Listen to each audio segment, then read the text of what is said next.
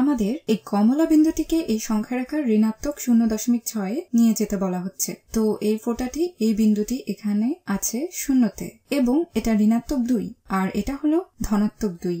তো এই বড় দাগগুলোর প্রত্যেকটি 1 করে হলে এটা হবে ঋণাত্মক 1, ঋণাত্মক 2।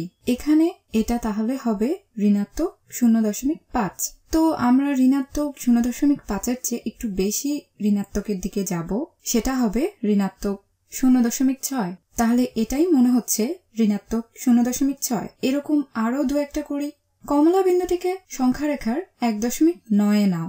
তো আমাদের অনেকটা ওই আগেরটার মতো একই সংখ্যারেখা আছে। এটা থেকে আমরা পাই 1, আসলে আমরা পাই 0.5, 1, 1.5 এবং 1.9 হবে 2-এর চেয়ে 1 দশমাংশ কম।